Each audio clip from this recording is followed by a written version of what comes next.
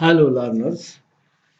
Today we have an interesting topic to start with, that is Indian economy during 1950 1990.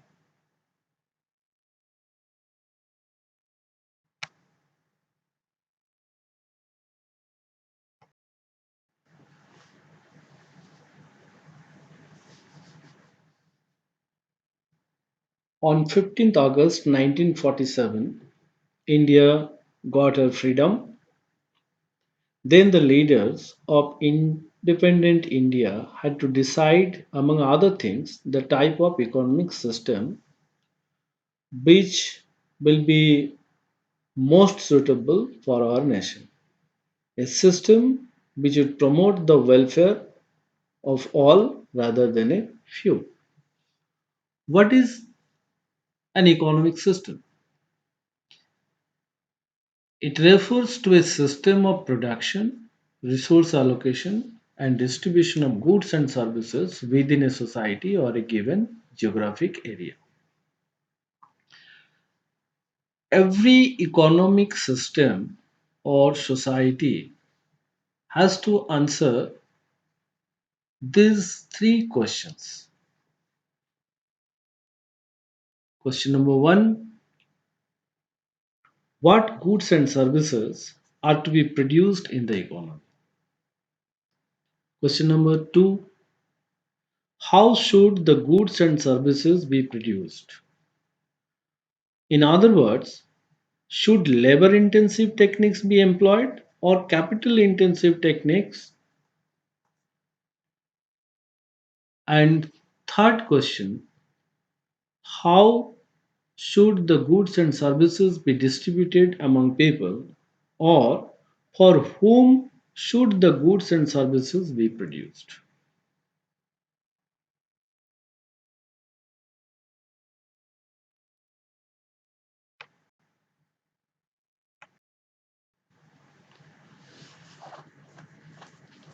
Types of economic system. There are three types: market economy, also called capitalist or capitalism; socialist economy, also called government economy or socialistic economy; and mixed economy. Now, let us know the characteristics of market economy.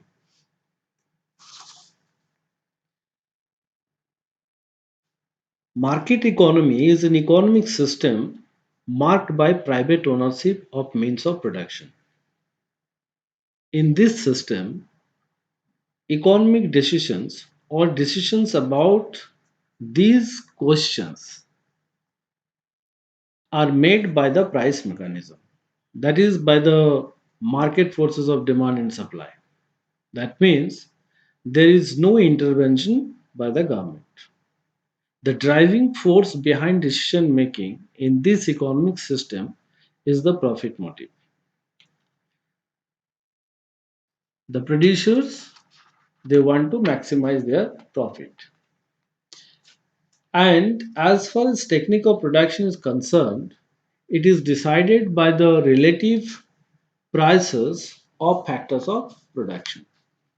If labor is cheaper than capital, labor intensive technique will be employed. If capital is cheaper than labor, capital intensive technique will be employed. And the distribution of goods and services is decided by the purchasing power in the hands of the people. Next is socialist economy. Under socialism, economic planning plays the main role as played by the price mechanism in capitalism. In this economy, the economic decisions are made by the government through central planning, and the goods and services that are produced, which will provide the maximum welfare to the society. Mixed economy. Mixed economy is the combination of characteristics of both market economy and socialist economy. And this economy has the features like there is private ownership of means of production, there is government ownership of means of production, there is coexistence of private and public sectors, predominance of the market, but there is intervention of the government. And the important ingredient of a mixed economy is the element of planning by the government.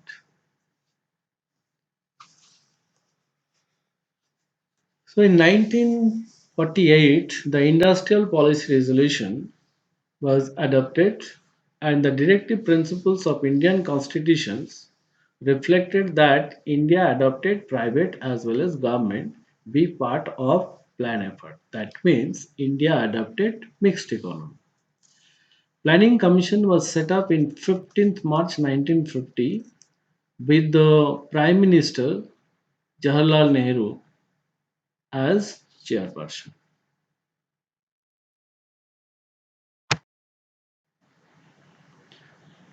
Next, what is a plan or economic planning? A plan spells out how the resources of a nation should be put to use. It should have some general goals as well as specific objectives which are to be achieved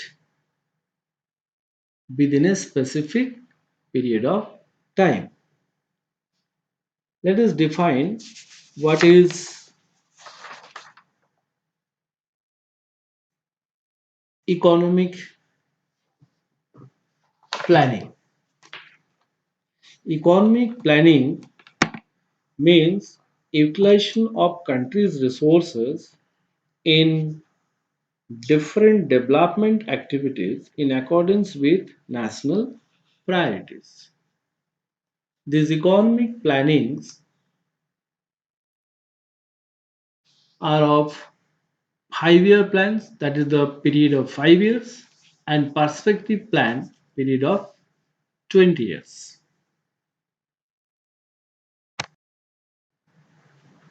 Now the goals of 5 year plans. First goal, growth or economic growth. Economic growth implies a greater gross domestic product of the economy, or better still, a greater gross domestic product per capita. So it refers to increase in country's capacity to produce the output of goods and services within the country. That means increase in GDP. It implies either a larger stock of productive capital or a larger size of supporting services like transport and banking, or an increase in efficiency of productive capital and services.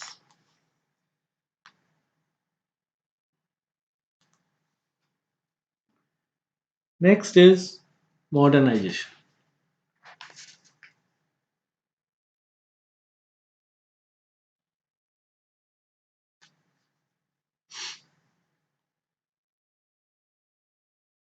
To increase the production of goods and services, the producers have to adopt new technology. However, modernization is not merely adoption of new technology and technological innovations. It also means a change in the social attitude of the people, breaking down gender bias and class or caste prejudices, spread of literacy, and progressive outlook. Next is self reliance. Why self reliance?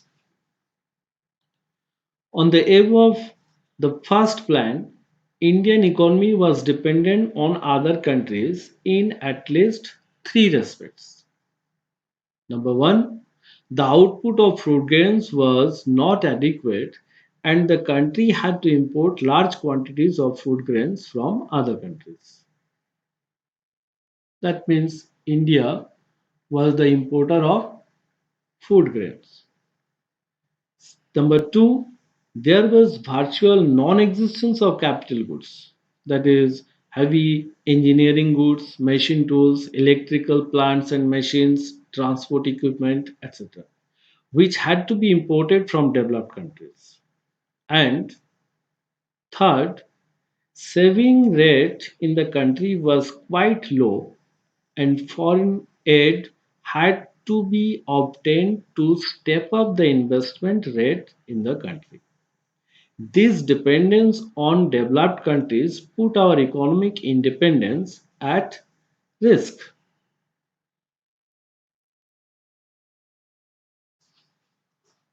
So,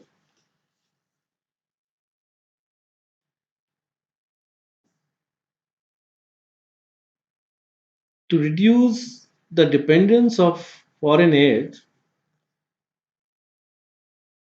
in many cases, such aid is used by the developed countries to put political pressure on underdeveloped countries. That's why we need self reliance.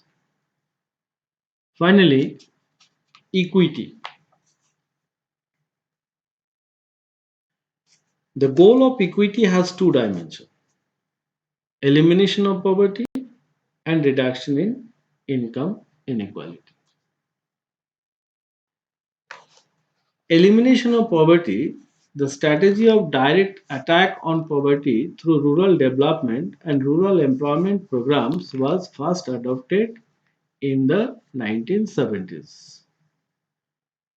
With the fifth plan, poverty alleviation came to be accepted as one of the principal objectives of planning in India.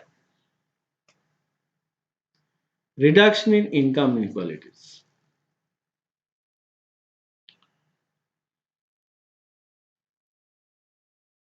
From the point of view of equity, reducing income inequalities is very important. Reduction in income inequalities was mentioned as one of the objectives of economic planning in India.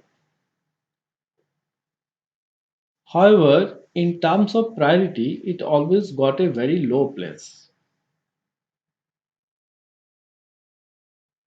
So, it is important to ensure that the benefits of economic prosperity reach to the poor sections as well as instead of being enjoyed only by the rich section.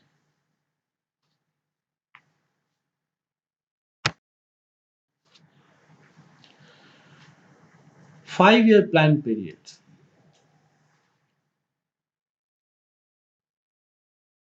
The NDA government stopped the formation of 5 year plans when the government has formed the Niti Aayog, National Institution for Transforming India, which was formed on 1st January 2015. So, the 12th 5 year plan was the last 5 year plan of India. The decades of old 5 year plans are replaced by a 3 year action plan, which is the part of a 7 year strategy paper, and a 15-year vision document. So, the 5 year plans or the Planning Commission was replaced, and Niti Aayog launched a 3 year action plan from 1st April 2017. Now, so far we have 12 5 year plans. So, let us know these 5 year plans, its duration, and its objectives.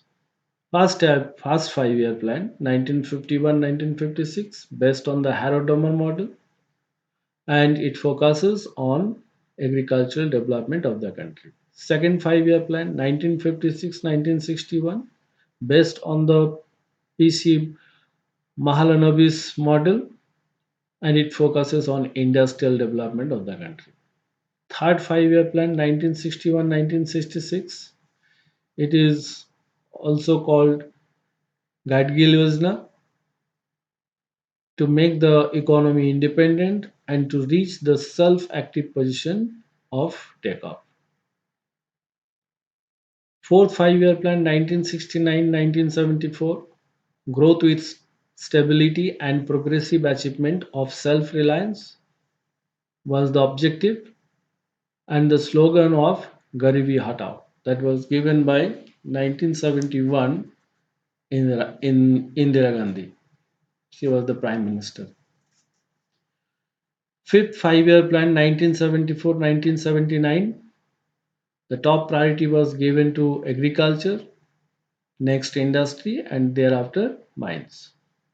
This plan was terminated in 1978. Before its completion 1979, it is terminated in 1978. Sixth 5-year plan 1980-1985, the main objective was to eradicate poverty and technological self-reliance.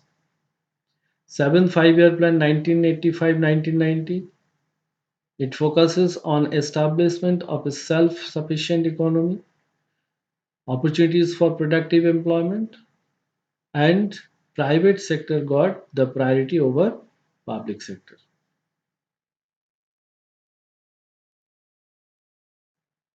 Eighth 5-year plan 1992-1997, the top priority was given to the development of human resources. During this plan, Narasimha Rao government launched the new economic policy of India. Ninth 5-year plan 1997-2002, its objective was growth with justice and equity. 10th 5-year plan 2002-2007, to double the per capita income of India in the next 10 years and to reduce the poverty ratio of 15% by 2012. 11th 5-year plan 2007-2012, prepared by the C. Rangarajan, and its main theme was faster and more inclusive growth. 12th 5-year plan 2012-2017, main theme was faster, more inclusive, and sustainable growth.